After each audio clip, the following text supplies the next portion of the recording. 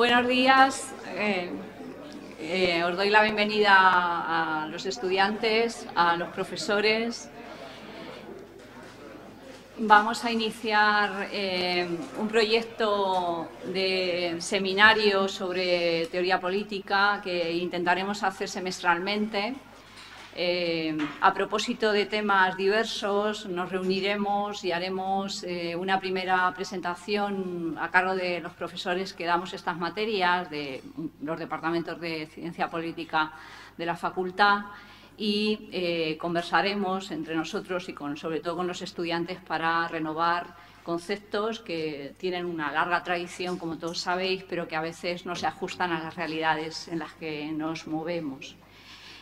Lo primero que tengo que hacer es agradecer al profesor Víctor Alonso Rocafort, la persistencia para poder llegar aquí, la verdad, porque es un proyecto que empezó hace unos meses, pero que, como todo, cuesta mucho organizarlo y él ha puesto todo el empeño. Y a pesar de que yo inicie en este momento, ¿no? Es decir, estos reencuentros y encuentros en relación con la teoría política, pues ha sido un empeño totalmente de Víctor Alonso. Se lo agradezco y bueno, y espero que continúe y que tengamos uno cada semestre de los años venideros. El tema que nos reúne es un tema muy difícil de afrontar, ¿no? Es decir, es muy cercano porque algo que siempre está presente en la política, que es el conflicto, la violencia y la guerra, es decir, pero de repente hay un enfrentamiento a partir del 24 de febrero, ¿no? Que es la invasión rusa y la presidencia de Putin del territorio de Ucrania, que nos hace volver a pensar un concepto que en toda la teoría política desde sus inicios está, ¿no? Es decir, no voy a hacer aquí ninguna introducción porque es de perogrullo, pues que la literatura inicia con la Ilíada y que es los últimos días de la guerra, que en Tucídides el mejor discurso sobre la democracia está también en una conmemoración de los caídos y que algunos de los autores que nosotros más vemos aquí tratan la guerra. Es decir, mis estudiantes siempre me dicen que no demos a Maquiavelo, pero bueno, Maquiavelo tiene un de arte de la guerra y que entiende que la política, tanto en relación con la ciudadanía como en relación también con los políticos, tiene que ver la guerra. Pero todos los autores que también están muy presentes en relación con la guerra y que no tiene algo específico es Weber, ¿no? Es decir, Weber en la Guerra del 14 dice esta guerra grande y maravillosa, ¿no? Entonces, claro, todo esto a veces nos choca, nos renueva y nos dice, bueno, es decir, ¿cuándo hemos dejado de pensar en la guerra en relación con la teoría política? Y en cambio, es decir, nos hemos centrado más en la democracia, ¿no? Que parece que, ¿no? que nos aleja en relación con el Estado, ¿no? Bueno, vamos a escuchar a los profesores de teoría política, es decir, a Miguel Ángel Simón, a Cezárea Pinilla, en relación con temas concretos, pero luego que se afrontará y agrandará en relación con el tema que estamos pensando, ¿no? Que es pensar la guerra y pensar el presente. Vamos a estar poco tiempo, es decir, en las exposiciones para luego dar pie más al debate entre todos y la conversación entre todos. Voy a dar la palabra primero al profesor Miguel Ángel Simón, es decir, que va a trabajar sobre Iván y el ultranacionalismo ruso, y posteriormente a la profesora Cezárea Pinilla. Muy bien. Muchas gracias, Benita. Gracias, Víctor, por la organización de estos encuentros que seguramente, así lo deseamos, yo creo que infinidad de profesores y alumnos de la facultad serán muy fructíferos. Bueno, yo propuse hacer una presentación sobre Iván Ilyin. Y no sé si mucha gente ha escuchado aquí hablar de Iván Ilyin, pues esa es la razón por la que elegí a Iván Ilyin. Yo tampoco había escuchado mucho hablar de él. Así, a modo introductorio, les diré que mi trayectoria básicamente es estudio de la derecha radical, extremismo, extrema derecha, etcétera, etcétera. Entonces yo sí era muy próximo a la figura de Alexander Dugin, que probablemente algunos más sí haya escuchado hablar de Alexander Dugin, un pensador, filósofo, sociólogo, estudioso de la geopolítica, con bastante influencia. Luego podemos comentar algo sobre él en determinados círculos de la Rusia contemporánea, muy vinculado a la derecha radical europea y que tiene ahí un par de libros, uno sobre geoestrategia que casi parece predictivo de lo que está ocurriendo hoy, y otro sobre cuarta teoría política, muy acariciado por la derecha radical con la que mantiene numerosos lazos. Pero bueno, yo no quería hablar de Alexander Dugin, aunque podemos hablar de él. Tiene varios libros traducidos al español, pueden encontrar en YouTube y en los medios de comunicación entrevistas suyas constantes. Entonces, una primera referencia que yo les aconsejo, si no nos han aproximado a este tema, es Alexander Dugin. Yo voy a hablar de Ivan Ilyin, que es otro autor mucho menos conocido, y hay una razón para hablar de Ivan Ilyin que va más allá de la arqueología en la teoría política, de hablar de un pensador antiguo del primer tercio, la primera mitad del siglo XX, y esa razón es que Putin, Putin y la élite política rusa de este momento lo ha recuperado como una figura, como un pensador importante en la legitimación de su línea nacionalista, o como queramos definirla. Creo que mejor centrarme en el contenido que centrarme en definiciones. Han tomado conceptos de él, incluso lo han rehabilitado como gran figura. Luego hablaré un momentín de esto en los 15 minutos que tenemos.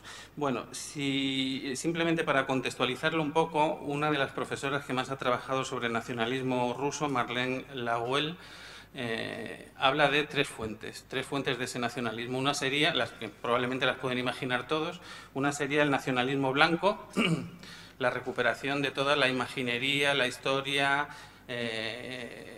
zarista, del imperio zarista. Si se fijan en muchas de las ruedas de prensa, en las intervenciones de Vladimir Putin, aparece flanqueado por la bandera rusa y por un busto de Catalina la Grande, ¿vale? Recuperación de esa vertiente tradicional de la Gran Rusia zarista. Una segunda fuente sería el nacionalismo rojo. No hace falta que entre mucho en detalle en esto. Quizá algunos lo sepan, quizá otros no. Una de las primeras medidas que toma Vladimir Putin cuando accede a la presidencia de Rusia es permitir a la Guardia... Bueno, esto sí lo conocerán muchos, recuperar el himno soviético como himno ruso. Y segundo, permitir a la Guardia Presidencial rusa, no cualquier cosa, la recuperación de los símbolos de la Unión Soviética. Los símbolos que utiliza la Guardia Presidencial rusa son símbolos soviéticos, incluyendo la bandera. Y probablemente bastantes de ustedes hayan visto tanques rusos ahora en Ucrania con la bandera soviética. Una tercera fuente sería el nacionalismo pardo. También es bastante expresivo, nacionalismo pardo, vinculado a movimientos nacional-bolcheviques, con raíces fascistas, posfascistas o neofascistas. Probablemente ahí se incluiría Alexander Dugin, etcétera, etcétera. No puedo entrar mucho más en detalle en esto. La virtualidad, señala Marlene Laguel, yo creo que acertadamente, de Putin, es que ha conseguido unificar los tres. Ha conseguido unir esas tres fuentes de nacionalismo en un único discurso, en una única escenografía, imaginería, etcétera, etcétera, vinculado a una idea nacional, una idea concreta nacional de Rusia, de la Gran Rusia, para la que, y aquí es donde empieza Ivan Ilyin, para lo que lo importante no son las coyunturas pasajeras, sino la idea de la nación rusa, que se puede expresar en el zarismo, que se puede expresar en el comunismo soviético, siempre que sea fiel a esa idea de grandeza de Rusia, o que se puede expresar en el nacionalismo pardo, ¿vale? Entonces, este es el camino que a mí me llevó a Ivan Ilyin, procediendo, como les digo, del estudio de la derecha radical. Lo que voy a intentar es describir un poco quién es este hombre, la influencia sobre los dirigentes políticos en este momento en Rusia, y sobre todo 3 o 4 conceptos centrales, porque no tengo tiempo para más. A mí me gusta aconsejar algunas lecturas, sobre todo cuando es un autor del que se conoce tan poco. Timothy Snyder tiene un libro que se titula El camino hacia la no libertad, traducido al español, donde se detiene bastante en la figura de Ivan Ilyin. Y luego Sergio Fernández también ha trabajado un poco sobre Ivan Ilyin. Bueno, primer punto que quiero destacar. Decía que no se trata de arqueología ni de estudiar pensadores antiguos, etcétera, etcétera. El pensamiento de Ivan Ilyin está muy presente en la visión del mundo, la visión de Rusia que tiene Vladimir Putin. Ivan Ilyin nace en 1883, luego volveremos sobre eso, pero murió completamente olvidado en Suiza. Tuvo que marcharse de Rusia en la Revolución Soviética. murió completamente olvidado en Suiza. Putin se ocupó personalmente de ordenar que sus restos fuesen traídos del monasterio en el que estaba, el cementerio en el que estaba en Suiza, y fuesen enterrados con toda solemnidad en un monasterio cercano a Moscú, que había sido sede de los soviets anteriormente, pero en el que el propio Iván Ilyin decía que había querido ser enterrado. Toda su vida él dijo que soñaba con ser enterrado allí. Putin se ocupó de recuperar sus restos, traerlos y darle sepultura con toda la ceremonia y con toda la solemnidad correspondiente. Otro personaje que ha sido muy influyente, que ha tenido mucho peso en recuperar la figura de Iván Ilyin, ha sido el cineasta Nikita Mikhalkov, que probablemente algunos lo conocen, hijo de quien creó de Sergei Mikhalkov, que fue el compositor del himno soviético. Bueno, pues Nikita Mikhalkov, autor, por otra parte, de películas estupendas, tiene cierta obsesión con Iván Ilyin, tiene mucho acceso a los círculos de poder rusos y impulsó mucho, empujó mucho por la recuperación de Iván Ilyin como figura. Simplemente a modo de fogonazo sobre la influencia o el ascendiente de Iván Ilyin sobre la visión del mundo que tiene la élite o al menos algunos círculos gobernantes rusos. En 2014, Vladimir Putin empezaba a citar, sobre todo fue a partir de su segundo mandato como presidente, es cuando empieza, a partir de una oleada de manifestaciones que hubo, es cuando empieza a recuperar ese perfil más nacionalista, conservador, etcétera, etcétera, en el que, insisto, puede incluir el periodo soviético, ojo, como parte de ese nacionalismo. Y empieza a citar a Iván Ilyin. Dice, por ejemplo, libertad para Rusia no significa libertad para los individuos, sino que los rusos se sientan libres de formar parte de un todo. Es una cita literal de Iván Ilyin. Medvedev, quien sustituyó a Putin como presidente en el periodo en el que él no podía ser presidente y Putin pasó a ser primer ministro, constantemente aconseja la lectura de Iván Ilyin a toda la oficialidad del ejército, estudiantes, jóvenes. Lo compara al libro rojo de Mao, compara un trabajo de Iván Ilyin que se titula Nuestra tarea al libro rojo de Mao. Referencias de Putin a Iván Ilyin constantes. En Izvestia, octubre de 2011, anuncia la creación de una Unión Euroasiática. Euroasiática es un concepto que utiliza mucho Alexander Dugin, pero que también utiliza Iván Ilyin. En 2012 vuelve a citar a Iván Ilyin hablando de la necesaria integración de los estados de todo el mundo ruso, de todo el mundo espiritual, de todo el mundo espiritual ruso, importante lo de espiritual. En 2012, igual, Rusia como un organismo espiritual con una misión mesiánica, no solo para Rusia, sino para toda la humanidad, etcétera, etcétera. No me voy a entretener más en eso, sí, una referencia más en un discurso importantísimo de Vladimir Putin, en el que expone en 2014, cuando vuelve a la presidencia, lo que él denomina la nueva doctrina nacional. La referencia es explícitamente Iván Ilyin, con nombre y apellido. Lo cita literalmente, dice, lo leo: traigo a este respecto una cita. El que ama a Rusia debe desear para ella la libertad, me salto el resto, la libertad para Rusia como unidad de todos los rusos con sus dirigentes. Una idea muy de Iván Ilyin. Entonces, se lo recupera públicamente, se lo rehabilita con toda la solemnidad, con toda la formalidad.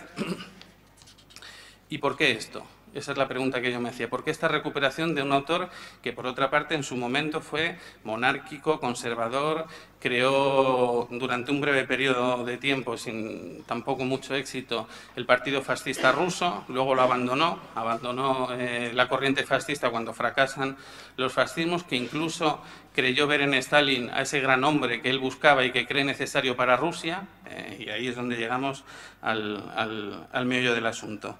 Es el creador, por otra parte, antes de entrar ya propiamente en Ilyin, es el creador de un concepto que Putin y sus ideólogos utilizan mucho, que es el de democracia soberana. Democracia soberana es la manera que tienen de decir lo que nosotros denominamos democracia iliberal, probablemente, ¿vale? Pero es un concepto que toma literalmente de Ilyin. Ilyin habla de autoridad soberana. Obviamente no habla de democracia soberana, que por otra parte a él le repugnaría, pero sí de autoridad soberana. Bueno, unos breves trazos sobre quién era Iván Iljin. Nace en 1883 en Moscú, en una familia, nace en la corte directamente. El padrino de su bautizo es el zar.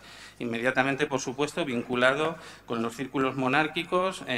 Cuando llega la Revolución de 1917, él, digamos que saluda o acoge en un primer momento la revolución como una posibilidad de regeneración. Pero cuando los bolcheviques se hacen con el poder, él empieza a hablar de degeneración, un discurso de degeneración, de decadencia nacional, un discurso característico entre derecha radical, etcétera, etcétera.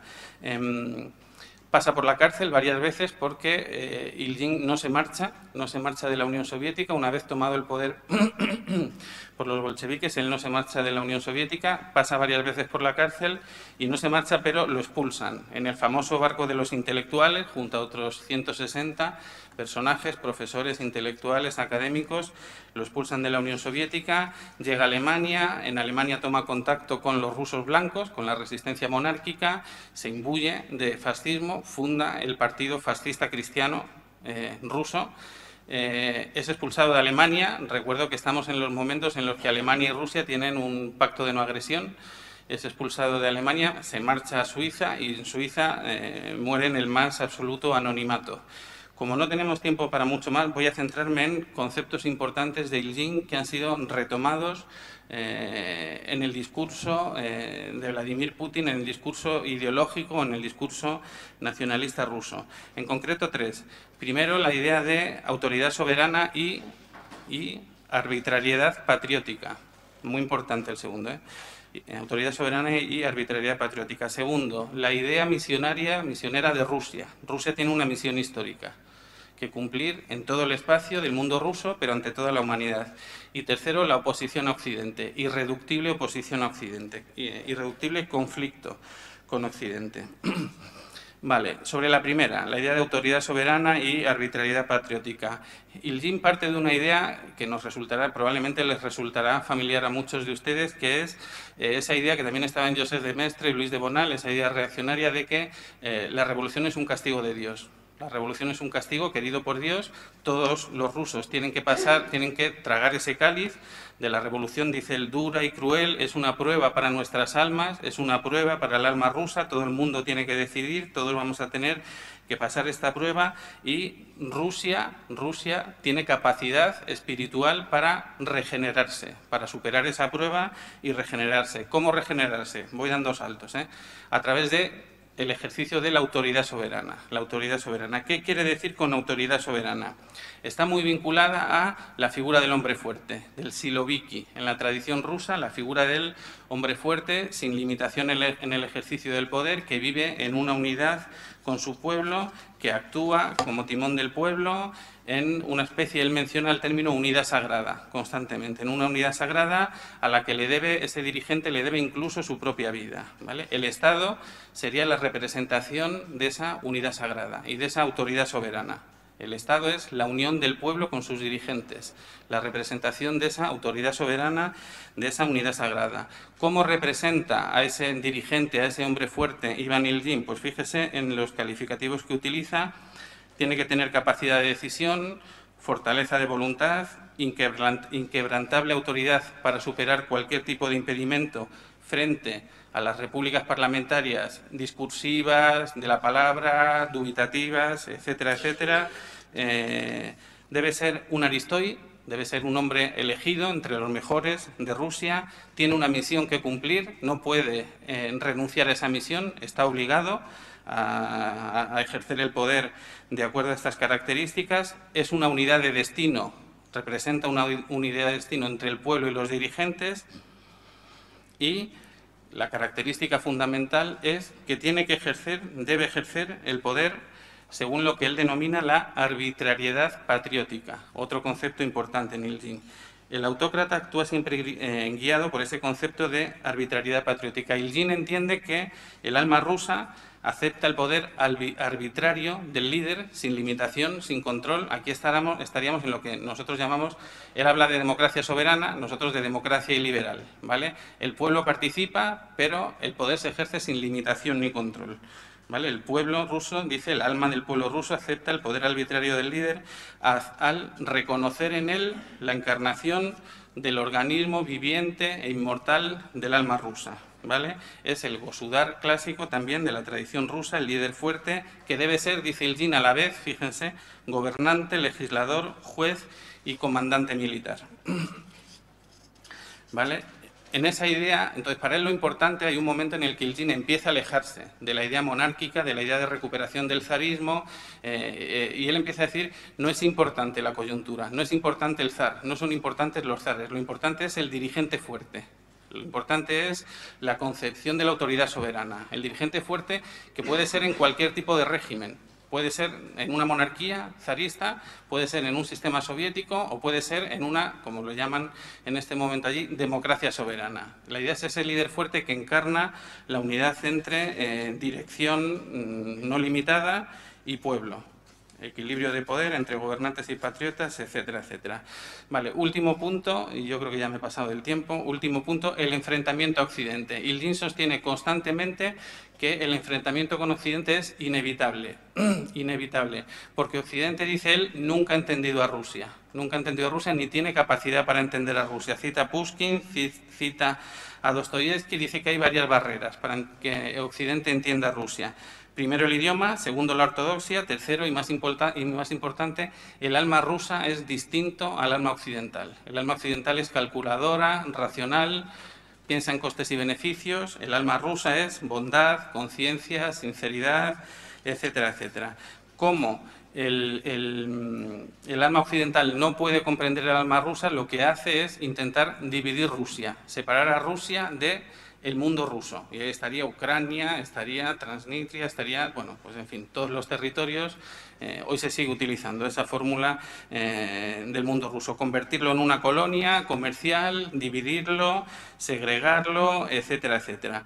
Ilyin utiliza además términos de no solamente no nos comprenden, sino que nos ven como semibárbaros, que necesitan ser colonizados por los europeos, necesitan ser evangelizados. Aquí hay una idea también importante que utiliza Stephen Holmes en un libro buenísimo que se titula La luz que se apaga. No está dedicado exclusivamente a este tema, pero sí a la relación entre Europa y los países del este, de la antigua órbita soviética, en esa idea del resentimiento de un pueblo que se considera grande, que ha tenido una gran historia y de repente viene a ser colonizado por ideas que perciben muchos como ajenas, que perciben como con cierta imposición y se rebelan contra esa soberbia que algunos entienden como una amenaza existencial. ¿Cuál sería el futuro de Rusia?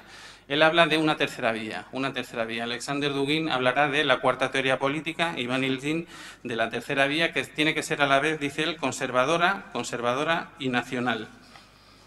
No puede ser occidental ni en el sentido liberal ni en el sentido totalitario. En definitiva, y para no entretenerme más, la idea de unidad espiritual entre el pueblo y los dirigentes. El pueblo que se ejerce arbitrariamente, es su deber ejercer el poder arbitrariamente, entiende que el pueblo lo comprenderá y, en último lugar, esa Rusia regenerada que tiene que tener una misión histórica, no solamente de regenerar Europa, sino, y más allá de Eurasia, sino para una voluntad de regeneración espiritual para toda la humanidad. Y bueno, pues muy brevemente, esto es lo que les puedo contar de Iván Ilyin.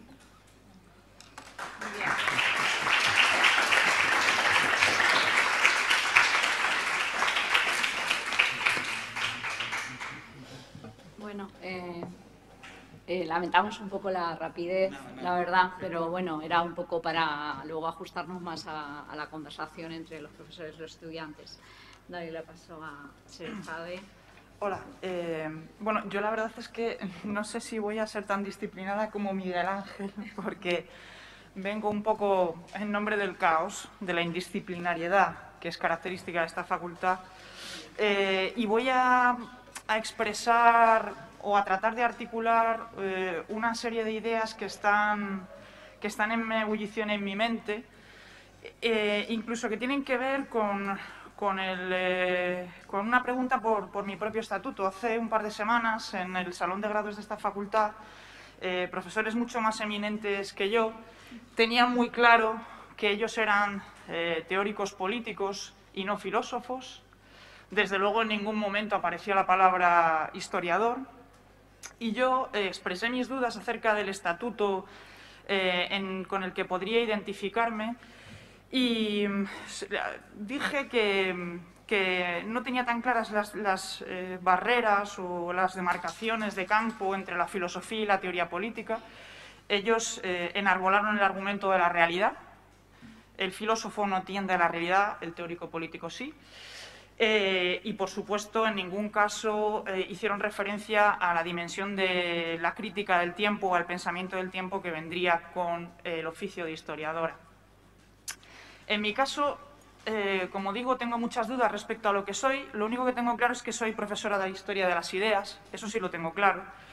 Entre otras cosas porque tengo un montón de estudiantes aquí hoy acompañándome y agradezco de veras su presencia. Y, en fin, a partir de esta indisciplinariedad voy a empezar, como cabría esperar, por un poeta. En el año 1940, Winston Oden, uno de los mejores poetas de ese olvidado siglo que ahora recordamos tanto, el siglo XX, publicó un poemario que llevaba por título Otro tiempo. En ese poemario, que está sentido y dolido durante la década de los 30 del siglo XX, Oden escribió contra todas las tiranías, contra Hitler, contra Franco, contra el patriarcado, contra la hipocresía. Y cuando decidió titular ese poemario, quiso expresar la idea de que esa poesía tenía que ver con la inscripción del poeta en un tiempo crítico. Todo tiempo que se concibe o que se experimenta como crítico, evidentemente está habitado por la pregunta por el significado epocal. Visto con la perspectiva además de casi un siglo, ¿no? Porque el poemario es de 1940, nosotras no tenemos ninguna duda de que esos años de 1930 fueron los años críticos por excelencia del siglo XX. Y, sin embargo, esa contundencia de la experiencia de crisis, que nos resulta absolutamente nítida con la distancia secular, nos resulta mucho más difícil de percibir en nuestras propias vidas, porque llevamos unas décadas, tampoco sabría precisar si 2 o 3, estoy trabajando en ello, en las que el concepto de crisis, por lo menos hasta el 14 de marzo de 2020, no pasaba de ser un elemento más entre los mecanismos de dominación del arte neoliberal de gobernar. La crisis ya no era violencia del capitalismo, ni recurrente ni sin recurrir, sino que era algo que sobrevenía cada 5 o 10 años y cuyo significado solo advertíamos porque éramos un poco más débiles, un poco más frágiles, un poco más pobres. Pero no había pregunta por el significado epocal. Nadie pensaba en titular un poemario como Winston Oden Otro tiempo, tratando de señalar un corte en el tiempo de la historia que se sucede irremediablemente. Bien, el título de Oden expresa también una idea que ya había sido señalada por el viejo Kant ante el gran acontecimiento de la contemporaneidad, la Revolución Francesa. En el conflicto de las facultades, en 1790, Kant escribía que la contemporaneidad es siempre confusa. Bien, si a ojos de Kant la contemporaneidad es siempre confusa, ¿qué no será a nuestros ojos? Es normal que estemos presas de la confusión y que no sepamos muy bien cómo descifrar ese tiempo que hacemos y del que formamos parte al mismo tiempo. Kant, en 1790, podía pensar en buscar indicadores de la posibilidad de libertad como una suerte de expresión del significado epocal que se había del significado epocal que se había empezado a abrir o que por lo menos parecía abrirse con el acontecimiento de la Revolución Francesa. Claro, Kant podía plantearse esa búsqueda de indicadores de posibilidad de libertad y hablarnos del entusiasmo, el entusiasmo que lleva a la acción. Ahora nosotros vivimos en otro en otro momento, que sigue igualmente marcado por el registro de lo sublime, solo que nuestro registro de lo sublime no nos lleva al entusiasmo y a la acción, a ese despertar de la humanidad, sino que nos llevaría al territorio del espanto, a la neutralización de la acción. Bueno, pues en ese territorio, y asumiendo que estamos en ese territorio, vamos a intentar, pese a todo, como quería Hannah Arendt, asumir la carga, en la medida de nuestras fuerzas, con nuestras dudas, con nuestros miedos, con nuestra imposibilidad de distancia respecto al presente, y vamos a tratar de trabajar, o voy a tratar de trabajar, como digo, estoy compartiendo una articulación en proceso, la pregunta por el significado de nuestro propio tiempo, a partir de el estallido de ideas y de impactos que ha tenido la invasión de Ucrania por parte de Rusia el pasado 24 de febrero de 2022. Evidentemente, no vamos a plantear la invasión de Ucrania por parte de Rusia ni en términos de relaciones internacionales, porque no es mi campo, ni desde una perspectiva de, como nos ha expuesto Miguel Ángel, desde una perspectiva específica de la perspectiva rusa, sino que voy a abrirme al tiempo y a la problemática del tiempo porque creo que ofrece grandes rendimientos. En primer lugar, abrirse a la perspectiva del tiempo nos permite cobrar conciencia de que la invasión de Ucrania ha sido definido como un debate estratégico.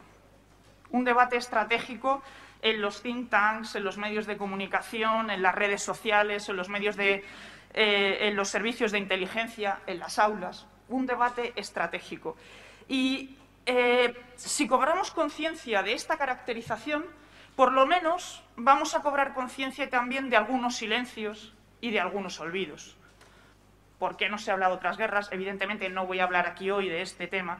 ¿Por qué no se habla de otras guerras, de otros conflictos, de otros problemas de los recursos? Bien, abrirnos a la perspectiva del tiempo nos permite también pensar no solo esa caracterización de la invasión de Ucrania como debate estratégico, sino pensar los propios términos del debate. ¿En qué términos se está deliberando? ¿Qué palabras se utilizan? ¿Qué preguntas se lanzan? A mí me han fascinado algunas preguntas que de alguna manera han inundado, ¿no?, la primera línea de las discusiones. Preguntas en torno al agitado psiquismo de Putin. ¿Qué va a hacer Putin? ¿Cómo es Putin? ¿Qué infancia tuvo Putin?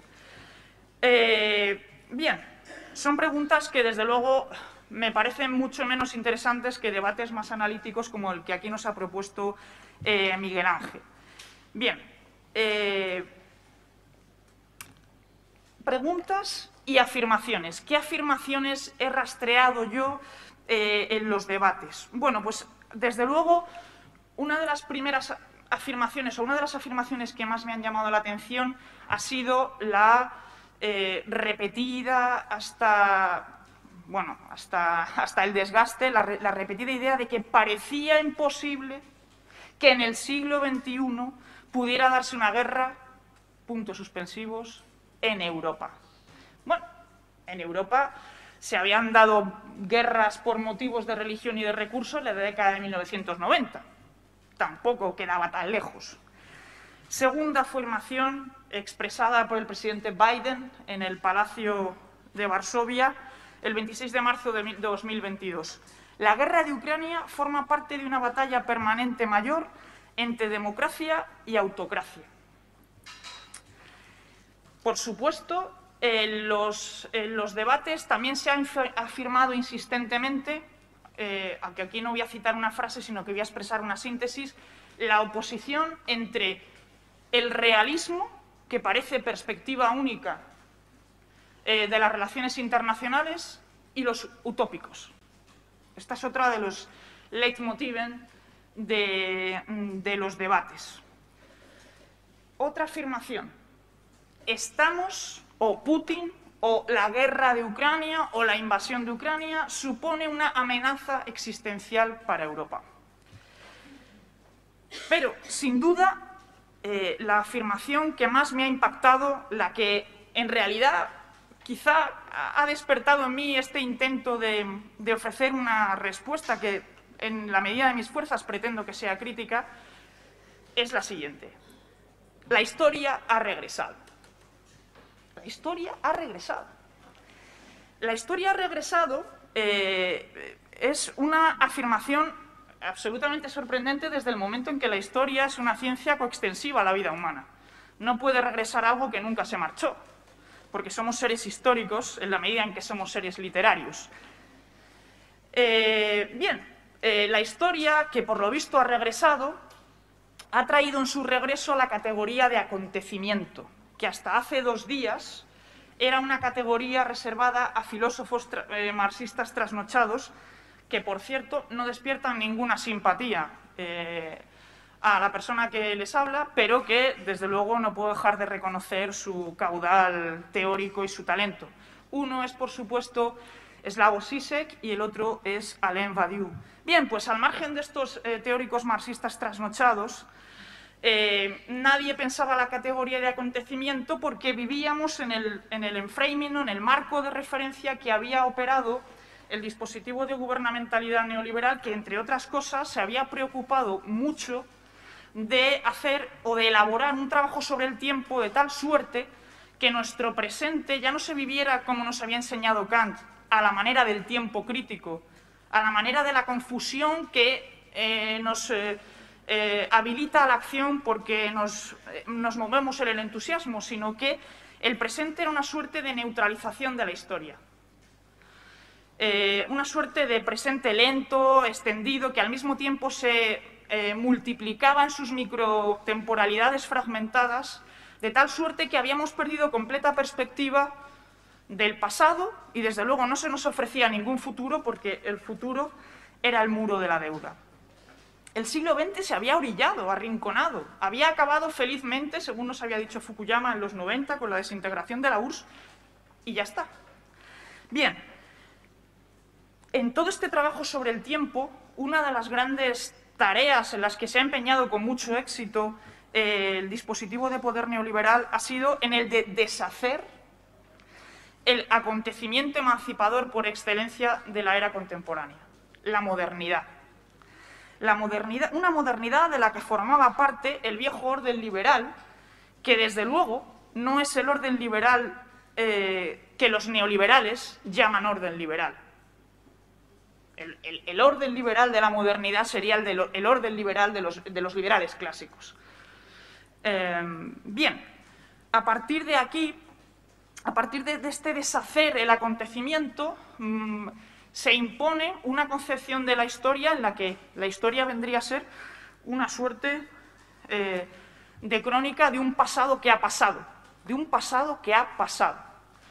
Y aquí vuelvo a rescatar a un viejo marxista, al más viejo de los viejos marxistas, al propio Marx, en el trabajo que a mí más me ha interesado siempre, que es el 18 de Brumario de Luis Napoleón Bonaparte, se repite mucho, de hecho, también en los debates estratégicos se ha repetido mucho la idea marxiana de la repetición de la historia, pero en ese mismo texto Marx ofrece una idea mucho más genial, y es el peso de las generaciones muertas sobre las generaciones de los vivos y cómo los vivos tienen que hacer la historia con esa carga.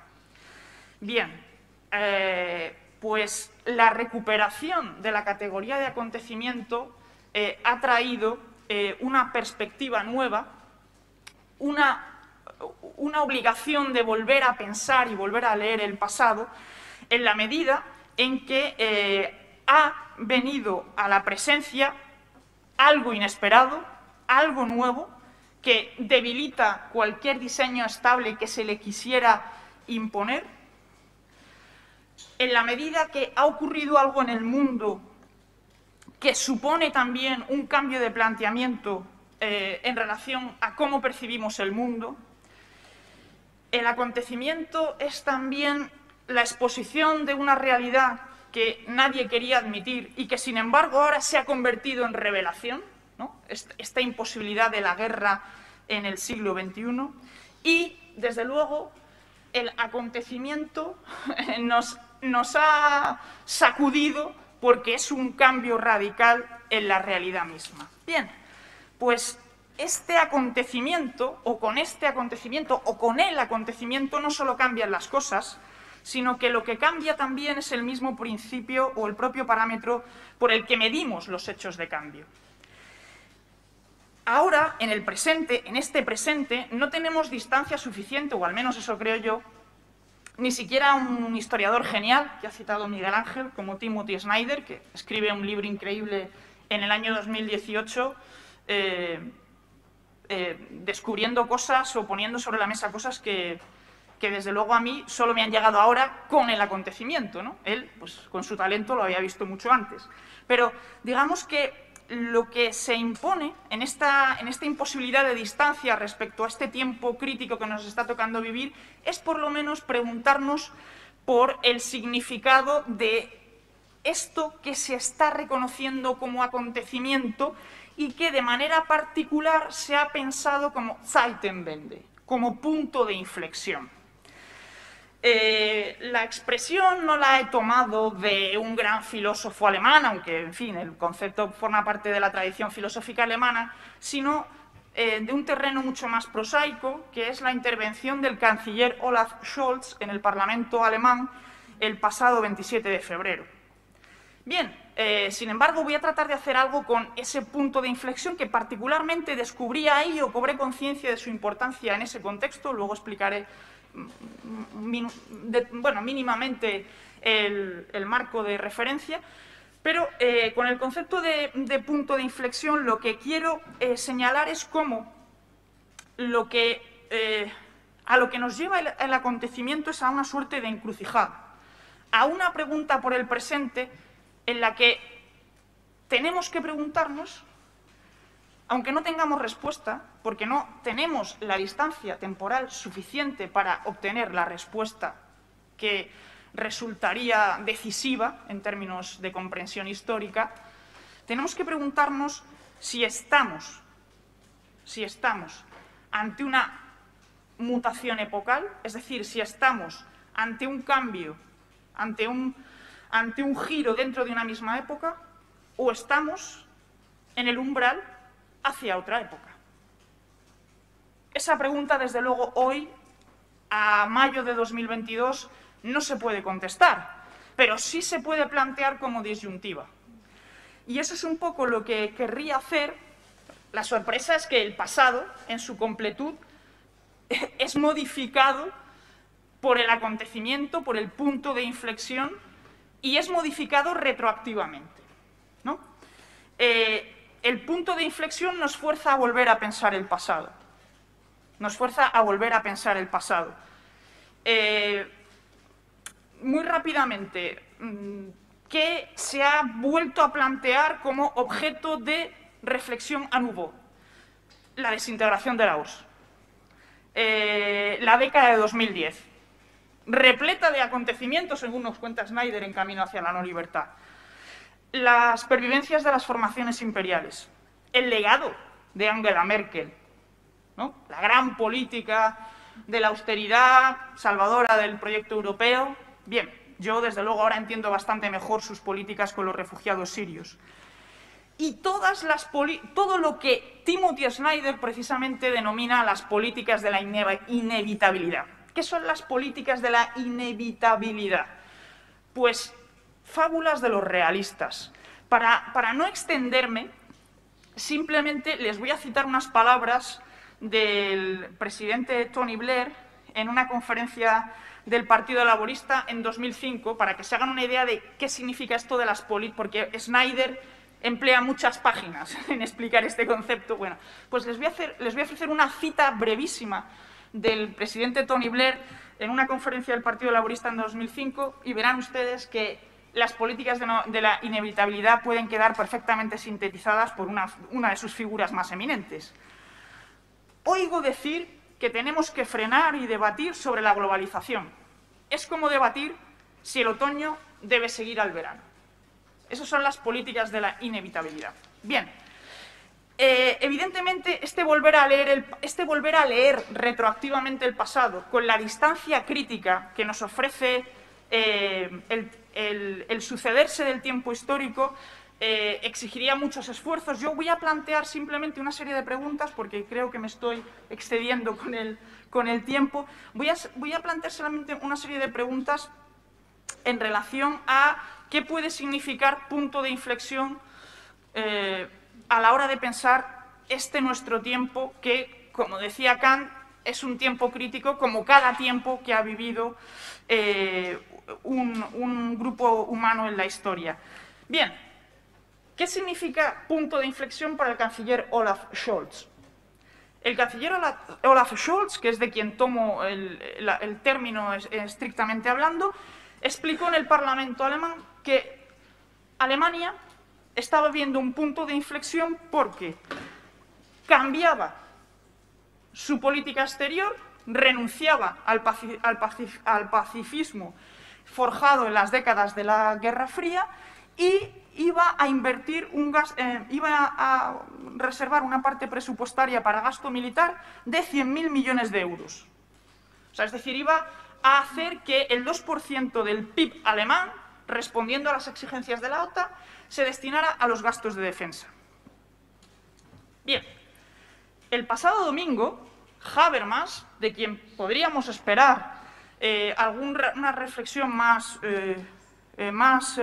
referida al problema de la significación epocal, en la medida en que fue autor de uno de los mejores libros de la década de los 70, Problemas de legitimación del capitalismo tardío, apuntalaba la definición ofrecida por el canciller Olaf Scholz y planteaba el Zeitenwende en términos de crisis de identidad alemana, sin ninguna pregunta por el momento crítico histórico que se estaba viviendo. El artículo venía a reforzar la posición del gobierno alemán, diciendo que, bueno, que había que dejar de lado en ese texto los posibles errores de la Cancillería de Berlín en relación con la política de distensión y el fortalecimiento de Vladimir Putin. Bien, son pecados menores por lo que se ve para el gran filósofo. Así que Olaf Scholz nos dice que Zeitenwende significa esto. En un nivel más especulativo, un autor que para mí quizá no llega a la talla de Timothy Snyder, pero que sí resulta bastante interesante, aun desde una perspectiva ortodoxamente liberal, John Gray, digamos que se preguntaba por el significado del Zeitenwende en un doble sentido, en el sentido de diagnóstico y en un sentido más especulativo. En el sentido de diagnóstico hablaba de que la invasión, o sea, el punto de inflexión que llevaba aparejada, que significaba la invasión de Ucrania, suponía una ruptura del sistema internacional que podía compararse al del final de la primera era de la globalización en 1914. En el tiempo largo, es decir, John Gray llevaba la comparación al tiempo largo, un poco en el estilo de Karl Polanyi, La Gran Transformación. Y en el sentido de la especulación, John Gray planteaba si la guerra sería finalmente la perdición de Putin y si las sanciones fueran realmente lejos, si estas sanciones podrían suponer algo así como una desglobalización emprendida por Occidente. Bien, yo, a mi vez, para cerrar ya mi intervención, voy a tratar de lanzar una propuesta que solo pretendo que abra el debate. Evidentemente no quiero yo compararme con autores tan relevantes como Timothy Snyder o John Gray, incluso el jerarca de la filosofía alemana Habermas, pero voy a lanzar una propuesta un poco en la doble línea de John Gray. En el sentido de diagnóstico, yo me pregunto si, partiendo de la referencia de Olaf Scholz, si el Zeitenwende es la transformación de Alemania en actor geoestratégico y con Alemania de la Unión Europea, hay que dar por buena la tesis de Timothy Snyder, que nos dice que el proceso de integración europea no es más que un proceso de integración de viejas formaciones imperiales. Si el salto político que tiene que dar la Unión Europea es el de su transformación en actor geopolítico, estamos hablando de un salto de imperios, no de democracias.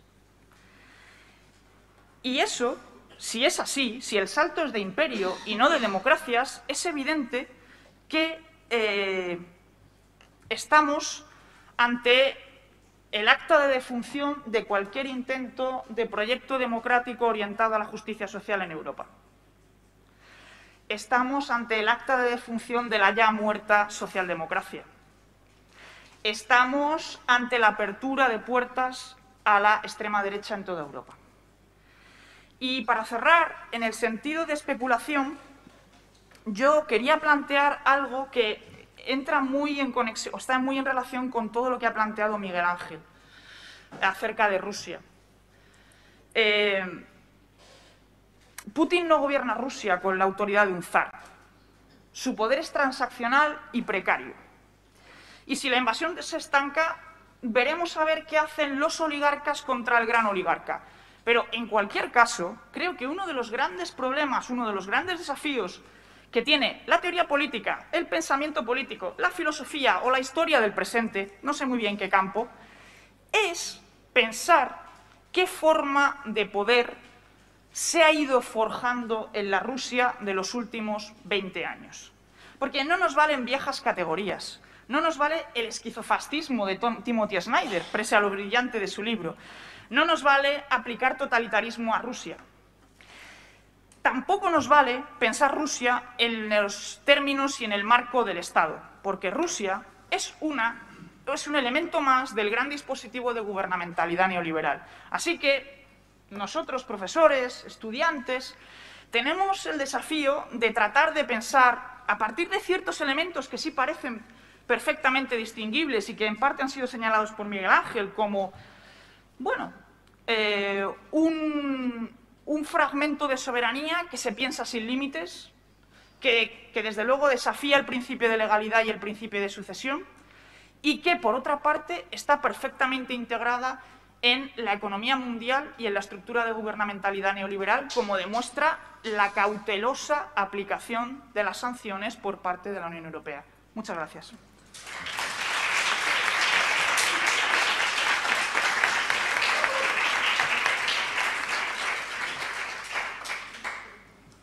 Lo primero, agradecer a los dos profesores un poco más extensos de los 15 minutos, pero agradecidos en el fondo por la contundencia del debate, es decir, la exigencia un poco ahora de afrontar lo que ocurre y de ponernos a pensar, ¿no? Que lo hacen los dos.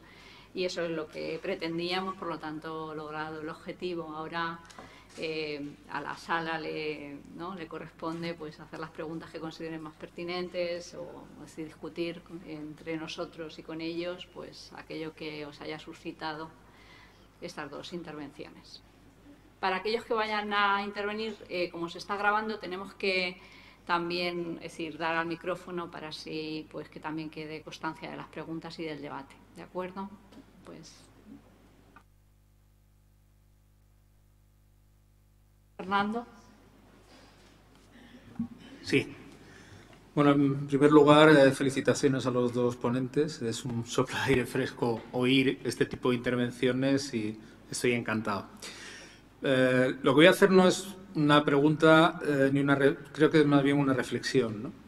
Y es que cuando empezó Miguel Ángel a hablar, a mí rápidamente me vino a la cabeza Franco, por varias cuestiones. La primera es esa habilidad que tuvo Franco de juntar a todos los grupos reaccionarios bajo un liderazgo único, ¿no? Esa falange española tradicionalista y de la Homs, donde ahí se metían distintas familias político-ideológicas bajo un liderazgo único, en donde el ideario estaba muy claro: nacionalismo, centinela de Occidente, misión de España salvadora, recuperación de viejas glorias y del imperio de los reyes católicos. Y esta es la segunda parte, ¿no? Cuando yo estaba pensando en ese ideario franquista, Miguel Ángel empezó a exponer el ideario y las ideas del autor, y a mí me sonaba también a esa capacidad que tiene el nacionalismo, en el caso que nos ocupa, ¿no?, para unir el nacionalismo blanco, el nacionalismo rojo y el nacionalismo pardo, ¿no? Creo que Franco fue un ejemplo, no a seguir, sí un ejemplo histórico, un precedente histórico en este sentido, ¿no?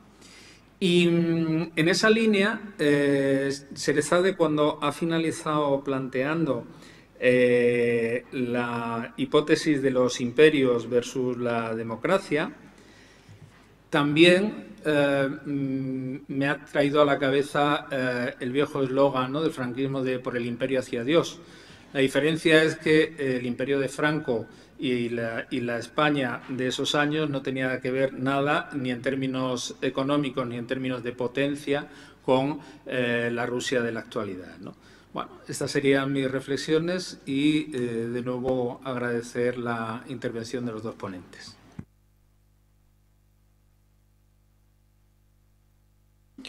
Bueno, pues si queréis empiezo yo. Primero una cosita que se me olvidó antes de contestarte, de comentar, Fernando. Se me olvidó decir, y tiene cierta relevancia, que Putin ordenó enviar el libro Nuestra Tarea cuando Rusia invade Crimea hace unos años, a todos los oficiales del ejército que entraron en Crimea y a todos los gobernadores de Crimea que eran prorrusos. Es decir, le daba cierta importancia. Bien, contesté yo. Cuando el profesor Fernando Arto habla de nacionalismo, yo solo puedo ponerme en pie y cuadrarme y escuchar atentamente. Efectivamente,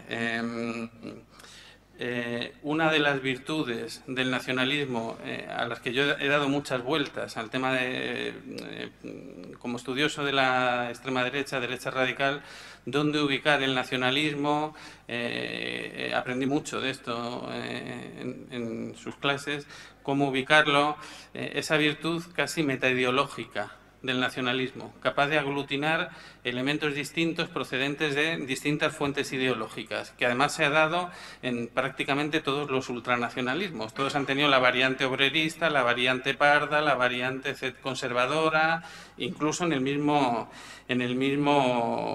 movimiento.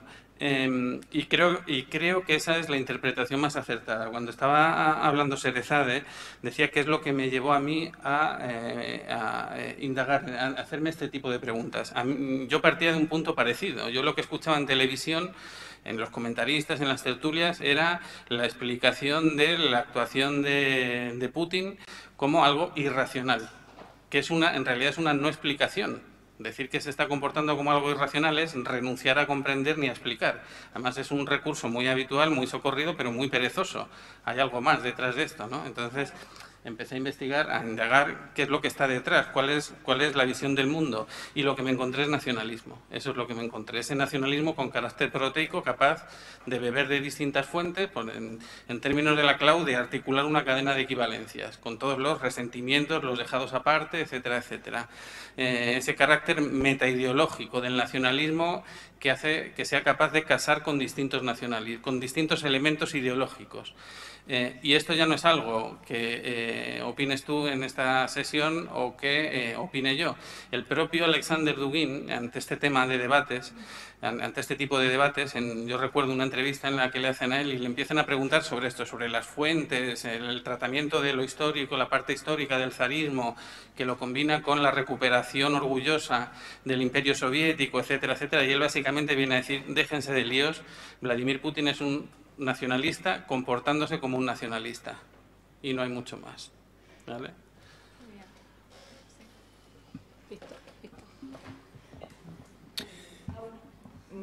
Sí, o sea, bueno, realmente, de hecho, he de decir que leyendo el libro de Timothy Snyder, bueno, es que yo he caído absolutamente impactada por el trabajo de Timothy Snyder. Leyendo el libro de Timothy Snyder no deja de sorprenderme que, lo digo por el comentario de Fernando respecto a la impotencia imperial de España, de la España franquista, porque no dejaba de sorprenderme que Timothy Snyder incluyera como vieja formación imperial a la España que se une al proyecto europeo. No, claro, si evidentemente hacemos referencia al tiempo largo, sí, pero incluso Portugal mantenía una cierta hebra de imperio, ya España salvo que uno quiera considerar Ceuta y Melilla como, que bueno, que sí, en fin, es el resto imperial, pero salvo eso, pues me seguía sorprendiendo, ¿no? Porque evidentemente yo creo que incluso podría ser interesante, no sé, pensar en la posibilidad de una especie de internacional del nacionalismo de los años 1930, en la que las ideas fluyeran entre distintos autores, porque, bueno, no sé, José Antonio te viene mucho a la cabeza, ¿no? Cuando escuchas las ideas que ha expresado aquí Miguel Ángel, ¿no? Entonces, bueno, pues quizá ese momento intelectual, verlo a nivel transnacional resultaría bastante fructífero, creo yo.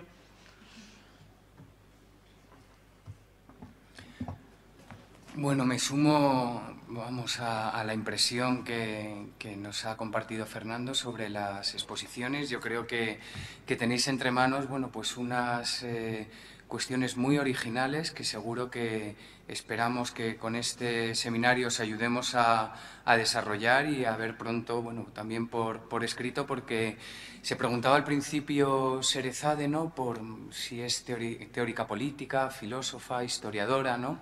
Y precisamente en este seminario semestral de teoría política, una de las cuestiones que estábamos dando vueltas para posibles sesiones es preguntarnos precisamente por eso, por qué es la teoría política, una pregunta recurrente, pero yo creo que siempre necesaria. Y una de las posibles respuestas tentativas yo creo que lo habéis ofrecido con vuestras presentaciones hoy aquí, ¿no?, que es ese pensar el presente, ese tratar de ofrecer significados a acontecimientos o a grandes crisis que lo ponen un poco todo patas arriba, a fenómenos para los cuales no tenemos conceptos adecuados y tenemos o que resignificar o que traer nuevos conceptos o inventar, ¿no?, para poder entenderlos y comprenderlos mejor. Y yo creo que eso es, bueno, pues parte de lo que hemos visto hoy en esta primera parte de la sesión es teoría política en marcha, ¿no? Entonces, bueno, pues os lo quería agradecer, ¿no? A mí la teoría política me sirve para entender acontecimientos como este, ¿no?, también para tratar de hacer distinciones y ver en las corrientes más transitadas qué tipo de debates hay sobre ellos, ¿no? Y a mí me servía mucho al comienzo de lo que ha ido sucediendo con la invasión rusa, ¿no?, la distinción de Arendt entre política y guerra, ¿no?, el tener también presente bueno, qué supone entrar en las coordenadas del pensamiento bélico y si nosotros en Europa, en España, estamos entrando ahí o no. Cuando Sherezade hablaba del discurso de Biden de esas democracias contra las autocracias y otros discursos similares donde nos hablaban del bien contra el mal, yo decía precaución, ¿no?, porque estamos entrando en estos binarismos absolutos donde la lucha del bien contra el mal es casi, bueno, pues volver a esa lucha narrada en el Apocalipsis, ¿no?, donde se está poniendo además ya sobre la mesa, se habla del avión del fin del mundo, se habla otra vez de armas atómicas con toda ligereza, ¿no? Entonces, bueno, yo ahí me parece que distinciones de este tipo, que por supuesto tienen unas contrapartidas en otras corrientes que consideran que estas fronteras no son tan claras, sino que son más borrosas entre política y violencia, pero a mí sí que me sirve y escuchándoos también me servía, ¿no?, porque el nacionalismo, tal y como lo explicaba Miguel Ángel a partir de Ilyin, también ese tipo de nacionalismo, ¿no?, porque habría otras ramas, otras vertientes de nacionalismos o patriotismos republicanos que no aparecen por aquí, ¿no? Hablaba también Sherezade de Habermas, el patriotismo constitucional, otros patriotismos republicanos de autoras o autores como Birol y Snapper no aparecen por aquí. Lo que estamos hablando es otro tipo de nacionalismo, ¿no?, esa unión del blanco, rojo y el pardo. Entra, yo creo, también mucho dentro de ese esquema del pensamiento bélico, ¿no? Lo prepara mucho, ¿no?, para la creación de enemigos y luego la eliminación de enemigos que nos trae la guerra. Necesitamos esa violencia mental previa para luego ejercer la violencia declarada, ¿no? Aquí, bueno, me surge un poco la cuestión también del feminismo. Sabemos que el régimen de Putin, ¿no?, es un régimen patriarcal extremo, podemos decir, ¿no?, de todas las cuestiones que tienen que ver con las opresiones sobre los feminismos, pues no solo es contra aquellas activistas feministas que, bueno, recientemente veíamos una de ellas, ¿no? La líder de los Pussy Riot, ayer o antes de ayer yo leía cómo había tenido que huir de Rusia, sino las propias leyes que están haciéndose en contra de las mujeres y del movimiento LGTBI, etcétera, ¿no? Entonces, bueno, ¿cómo conecta eso? Es una cuestión que me interesa, y si en Il Yin se ve también algo de todo esto que me imagino, ¿no? Esa idea del líder fuerte, soberano, bueno, pues está detrás de la masculinidad hegemónica, el hombre fuerte, ¿no? Y que necesita su complementaria, ¿no? Entonces esa complementaria me interesa si Il Yin lo dibuja o no la dibuja, ¿no?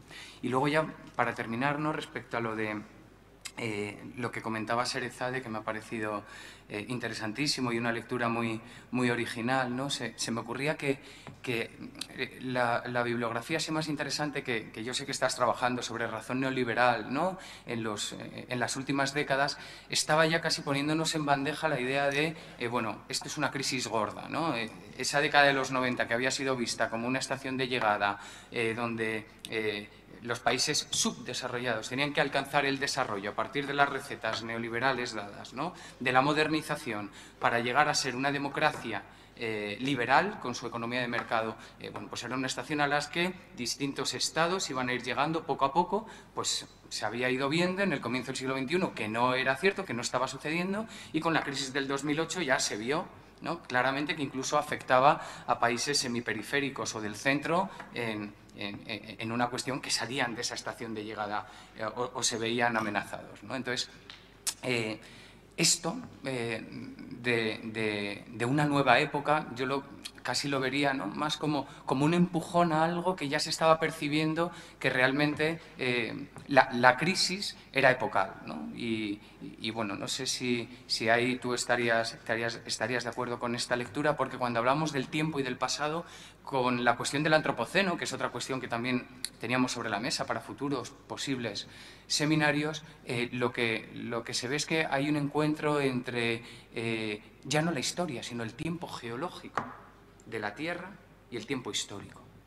Y de cara a adelante, lo que tenemos es que hay lo que Mariona Garcés llama una condición póstuma, ¿no? Empezamos a pensar en el colapso, empezamos a pensar en el apocalipsis, nos entra una ansiedad generalizada, lo hemos visto también con la pandemia, vamos a sobrevivir a este siglo XXI, no vamos a sobrevivir, parece que se acorta el tiempo del futuro, a la vez que estamos mirando hacia el pasado ya en miles de millones de años, ¿no? Y cómo ser insumisos a esa condición póstuma, que es lo que reclama Garcés, ¿no? Me parece que es una pregunta muy interesante, que estaba formulada antes del 14 de febrero de este año, ¿no? Pero que quizá toma un nuevo impulso con todos estos acontecimientos.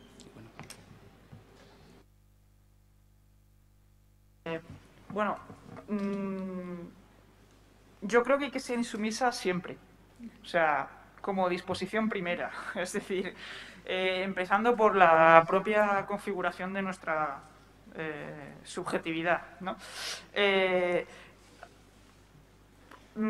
Respecto a... O sea, lo que yo he planteado ahora mismo es que lo que yo vengo planteando es la dificultad de ofrecer diagnósticos a la manera en que lo hizo Habermas en los 70. Es decir, cuando el viejo zorro era un maduro filósofo, pues señaló ese momento crítico del 72-73 como un momento de giro epocal dentro del capitalismo. Pues quizá hace falta ser Habermas para acertar, ¿no? Pero, desde luego, yo creo que sí que estamos en un momento en el que existen posibilidades de haber llegado a un punto final o a un momento de transición respecto a ese momento, a esa época del capitalismo que señaló Habermas en los 70 y que, desde luego, pues, hombre, hay actores decisivos en ese momento, como son China y Estados Unidos, que vuelven a serlo y que son los que en realidad se están disputando la posición de Estado directivo, evidentemente. Yo creo que sí existen posibilidades de que estemos en un momento de transición hacia otra época, pero también creo, porque quizá me falta, no, porque seguro, porque no tengo la capacidad teórica de gente como Foucault y Habermas, que no estamos en condiciones de ofrecer respuestas porque no tenemos la distancia de tiempo suficiente. Claro, puedes lanzar hipótesis y decir, será decisivo el encuentro o el punto de tangencia entre el tiempo histórico y el tiempo geológico. ¿O será decisiva el último sprint de China por desplazar a Estados Unidos y dejar el triste papel de rival sistémico? 2049, centenario de la República Popular China. Esa es la meta que se fija China. 2050 o 2060, cambio climático que nos llevará... Pues eso creo que es una especulación casi de adivino, o de arúspice. Pero sí que creo que tenemos elementos suficientes como para pensar en la posibilidad de un ocaso de esa época que empezó cuando señala a Habermas que lo hizo en los años 70, y la cuestión será si ese ocaso se dilatará, si será solo una tarde, si será un largo anochecer, hacia qué escenario nos llevará. Eso sí que creo que es un gran interrogante. Bueno, muchas gracias. Yo varias cosas que comentar, Víctor. Primero, estamos volviendo a las coordenadas del pensamiento bélico. Me parece que sí, me parece bastante obvio. Hay que escuchar la televisión, la radio, las tertulias, etcétera, bien, mal, blanco, negro, y de ahí partía yo. Si la argumentación es irracional, no hay más. Estamos en el blanco y negro, el bien y el mal, etcétera, etcétera. No hay ni siquiera que esforzarse por comprender y aún menos por explicar. Y de ahí creo que la obligación también de la universidad de ofrecer algún tipo de explicación y de comprensión alternativa, algún mecanismo, aunque sea inicial o rudimentario, de que aquí no se trata solo de gente malvada con la que no hay nada que dialogar, ni negociar, ni pactar, ni nada de nada, el bien contra el mal o el comportamiento absolutamente irracional e inexplicable. Entonces creo que nos corresponde un papel en ese sentido, y creo que el esfuerzo de este seminario es por aportar algo más, algo que sea más allá del bien contra el mal o de la irracionalidad imposible de comprender ni de explicar. Segundo tema que planteabas, muy interesante también, no solo en términos de lo que está ocurriendo en Rusia, sino en términos generales. Mencionaba Sereza de ese oxímoron de la internacional nacionalista. Bueno, el tema del feminismo frente al ascenso de nacionalismos, nativismos, derechas radicales, etcétera, etcétera, lo ha sintetizado muy bien y no hay mucho más que añadir. La figura central sobre la que pivotan esa ideología o esas metaideologías es el hombre fuerte. El hombre fuerte, además, impregnado de valores tradicionales, etcétera, etcétera, etcétera. Sí que hay algo que matizar. El papel reservado a la mujer, Ilyin no habla mucho sobre esto, porque además Ilyin escribe en un periodo en el que no está cuestionado el que el ámbito de la mujer es el ámbito privado. Sí, hay bastante más que comentar en relación con derecha radical, ultranacionalismos, etcétera, etcétera. El papel en el que tampoco es novedoso, el papel que se reserva a la mujer no es el papel de madre de familia, obediente, recluida al ámbito privado. Tiene una obligación con la comunidad y tiene una obligación con el Estado, ¿vale? Si se encuentra en Ilyin la familia como creadora de soldados, tienen una obligación. El papel de la mujer no es estar en casa cocinando, fregando, etcétera, etcétera. Tiene que participar en el destino colectivo, tiene que crear ciudadanos acorde a los valores de esa comunidad de la que ella forma parte. No es simplemente un papel privado que encajaría más en coordenadas viejoliberales que en las coordenadas de autoritarismos. Digo que no es nuevo porque esto estaba ya en las derechas radicales del periodo de entreguerras. El papel de la mujer no era el papel simplemente del ama de casa. Sobre el tema del cambio de época también, quizá muy brevemente, quizá estamos empezando a pagar algunos excesos que tuvimos o que se plantearon incluso desde el ámbito académico. Esta idea, lo mencionaba Sereza, de la globalización inevitable, la globalización irreversible, que se habían creado una especie de solidaridades, de hecho, como en la Unión Europea, que ya hacían que era imposible volver atrás. Yo recuerdo un artículo de los 90 de Michael Mann, tampoco cualquiera, que se titulaba, está traducido en Zona Abierta, en aquel momento, y se titulaba ¿Ha terminado la globalización con el irresistible ascenso del Estado-Nación? Y se me quedó grabado porque la tesis central suya es muy sencilla. Y él venía a decir, ¿quiénes son los agentes de la globalización? Y contestaba, los estados, sobre todo algunos estados. Y era un artículo muy corto en el que básicamente lo que planteaba es la globalización durará lo que los estados promotores de la globalización quieran que dure, pero en el centro el Estado-Nación, decía él, y volverá, si es necesario volverá. Pues igual no se prestó demasiada atención a ese tipo de hipótesis, a la pregunta de quién está detrás de la globalización, porque eso te adelanta la respuesta de cuánto o hasta dónde va a durar la globalización. Y ahora ya empezamos a escuchar análisis o proyecciones sobre que en lugar de la globalización vamos a grandes áreas geopolíticas, económicas, con un pivote central alrededor de Estados Unidos, en América, alrededor del cual giran otra serie de estados. Bueno, ya empezamos en otros planteamientos. Pero sí, yo siempre quiero recordar ese artículo de Michael Mann porque él adelantó algo que quizás ahora estamos empezando a ver, que en el centro de la globalización había estados. Había estados que la impulsaban o que si quieren y cuando quieran la frenarán.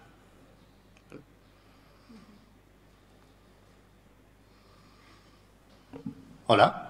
Vale. Respecto un poco a la idea de acontecimiento, retomando un poco también con lo que acaba de exponer Víctor, sobre todo la idea de colapso.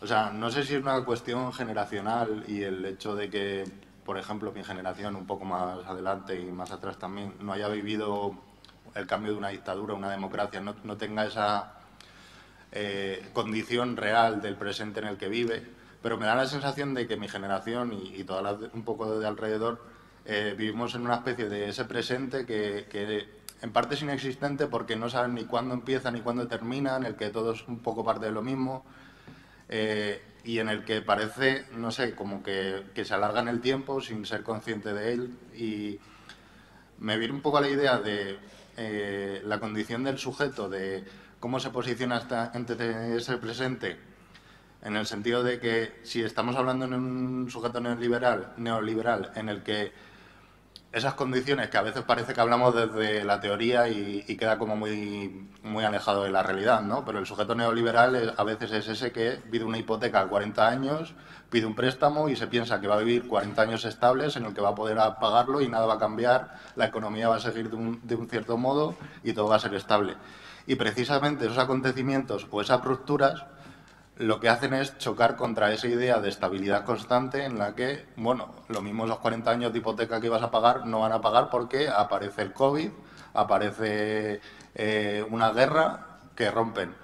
Y en parte lo que vengo a plantear es, en parte esa idea de acontecimiento lo que hace es plantear que ese sujeto no es un sujeto de la historia como tal que tiene capacidad de acción, sino es un objeto de la historia, en el sentido de que es la historia la que le está diciendo, oye, tú no tienes el control, esto se te está viniendo encima. Y precisamente aquí lo ligo un poco con la idea de colapso, ¿no? Precisamente, quizás nuestra generación, no sé tanto si en el pasado histórico, en el sentido de, pues, en la antigüedad, Roma, cualquier cosa, tenían esa sensación de control de la historia. Y precisamente porque nuestra generación ha tenido tanta sensación de idea de la historia, de control de esa historia, cada vez que se pasa algo que se nos va de las manos decimos es el fin del mundo, aparece el COVID, es el fin del mundo. Pero la realidad es que plagas ha habido a lo largo de la historia, guerras ha habido a lo largo de la historia, pero sin embargo nuestro presente es como esto no tiene que ver con lo que a mí me han contado. Y un poco por unirlo también con esa idea del nacionalismo ruso, no lo hablaría tanto en particular como Rusia, sino como esa especie de extrema derecha que surge y que parece que liga ese mismo contenido en varios sitios. Entonces, también la pregunta es, ¿por qué este sujeto o objeto de la historia es tan frágil ante este tipo de discursos? ¿O por qué se vincula tanto a este tipo de ideas que parecen que ahora tienen tanto éxito? Y ya. Bueno, vamos a ver. Desde luego hay una dimensión en el acontecimiento de imposición. Esto es evidente. Pero me vas a permitir que me agarre al ejemplo que has puesto tú de la hipoteca. existe, o sea, y al mismo tiempo voy a dar un salto teórico grande. No sé si conoces la obra de Reinhard Koselleck. Pues Reinhard Koselleck tiene un libro maravilloso que se titula Los estratos del tiempo. Y es que la historia avanza por sedimentación. Y cuando tú nos estabas contando el caso de todos estos seres que seguramente incluso o es de nuestra biografía o conocemos seres concretos de nuestra vida que han tenido esa experiencia trágica, han vivido, han solicitado una operación de crédito de la anterior etapa del capitalismo, es decir, del capitalismo posfordista americano imperialista, pero viven en el neoliberalismo que emplea la crisis como un mecanismo de gobierno. Y es que viven muchos capitalismos en nuestro capitalismo, viven muchos siglos en nuestro siglo XXI. O sea, están operando varios siglos en la figura de Putin y de hecho hasta confluyen biológicamente. Es decir, es nieto de un siervo, empleado, o sea, funcionario de la KGB, presidente de la Federación Rusa, oligarca. O sea, y bueno, pues esos estratos del tiempo que operan por sedimentación y que de alguna manera trabajan el presente, no se nos puede olvidar. Por más que el neoliberalismo, el dispositivo de poder neoliberal, se haya esforzado ampliamente por configurar el presente exactamente en los términos en los que tú los has expresado. Como un presente del que no se tiene conciencia, de que no se experimenta como presente, sino como confusión, como microtemporalidad fragmentada. Que no se sabe dónde empieza y dónde acaba, ni tampoco sus ligazones con el pasado y el futuro. O sea que creo que todo eso nos puede ayudar a una mejor comprensión de la fragilidad de la condición histórica. Es decir, tan irrebasable, tan desbordados, tan incapacitados para figurar la nueva realidad estaban los campesinos franceses del siglo XVI cuando surge el Estado. Igual. O sea, no comprendían nada ni eran capaces de descifrar todas las estructuras de poder que se les venían imponiendo como acontecimiento.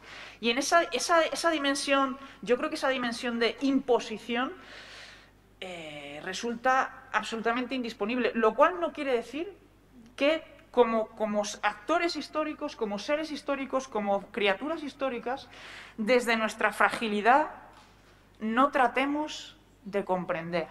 No tratemos de asumir nuestra carga. Y no hace falta ser Hannah Arendt para eso. Bueno, pues muy bien visto. Muy bien visto. No es casi, bueno, mencionaba el libro de Stephen Holmes, el de La luz que se apaga, y ahí él lo pone en el centro. Lo pone en el centro la idea de inevitabilidad y resentimiento. La idea de impuesta a ese espacio postsoviético de si queréis ser una democracia equiparable a las nuestras y por lo tanto consumir como consumimos nosotros, tenéis que pasar por este aro inevitablemente. El resentimiento ante esa supuesta inevitabilidad que además no produjo los frutos prometidos, ¿no? Esa idea de frustración que al final siempre genera dos frutos, o pasividad o revuelta violenta ante esa imposición. Digo muy bien visto porque mencionabas la idea de control, y no es casualidad que, y ya paso a la otra rama de la pregunta que planteabas alrededor de las derechas radicales, etcétera, etcétera, no es casualidad que el referéndum del Brexit fuese bajo la idea de bring back control, recuperar el control. ¿Vale? O no es casualidad que el lema más recurrido del Frente Nacional, ahora Unión Nacional, en Francia sea Francia para los franceses. Es esta idea de recuperar el control que en algún momento perdimos o que nos quitaron. Mejor que nos quitaron, ¿no? Nos quitó la Unión Europea, o nos quitó el globalismo, o nos quitó el capital internacional, etcétera, etcétera. Yendo un poquito más al detalle, necesito 20 segundos.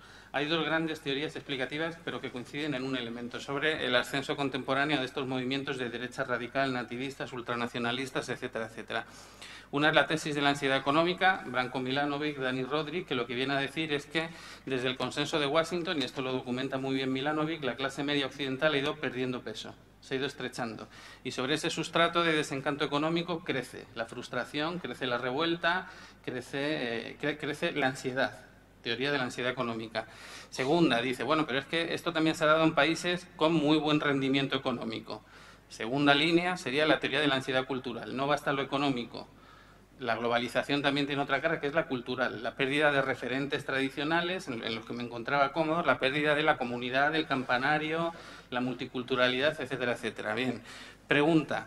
Cuando Geert Wilders, presidente y fundador del Partido de la Libertad en Países Bajos, derecha radical, dice, Holanda no puede, Países Bajos, no puede ser un cajero automático para inmigrantes, está hablando de ansiedad económica o cultural. Está hablando de las dos, está utilizando las dos. Cuando Marine Le Pen dice los inmigrantes vienen a Francia y ponen en peligro una cultura milenaria y nuestro estado de bienestar, está hablando de ansiedad económica o cultural, de las dos. Constantemente utilizan las dos, constantemente.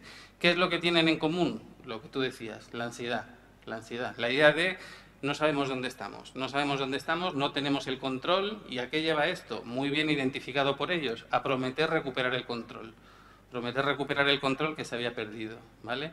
Ya independientemente, insisto, de los debates académicos que tenemos de si predomina lo económico, predomina lo cultural, ellos utilizan los dos y en lo que coinciden los dos es en esa idea de la ansiedad, del temor, de la incertidumbre, etcétera, etcétera. Y la fórmula milagrosa que prometen constantemente, estaba en Donald Trump, es recuperar el control con el repliegue a lo cercano, etcétera, etcétera, ¿vale?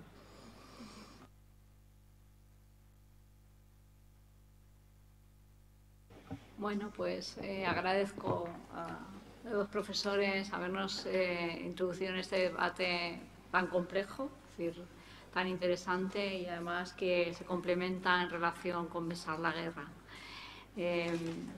Estoy segura que vamos a continuar, es decir, que traeremos el trabajo de todos los que formamos parte de esta comunidad de profesores y estudiantes en torno a entender lo que ocurre, teniendo en cuenta que poseemos una tradición que nos puede servir para interpretarlo, ¿no? Que es lo que de alguna forma hacemos no solo en la teoría política, sino en esta casa, ¿no? Entonces, me alegro de que además finalice el curso hoy y entonces sea como un poco más una celebración en lugar de, ¿no? Es decir, hay que tener en cuenta que evidentemente los conceptos siguen siendo los mismos, es decir, que es lo que de alguna forma estamos viendo, ¿no? Es decir, sí puede ser un inicio nuevo, pero hay que entender que la globalización no ha tenido tanto éxito como nos planteaban, que el Estado sigue estando ahí muy presente y que ha sido siempre el objeto del poder, ¿no? Pues nada, os convoco seguramente para, ¿Me dejas decir una sí, palabra? para el primer semestre. A mí me gustaría, simplemente Sí. es un segundo, a mí me gustaría que consiguiéramos lo que no consiguió el PRI,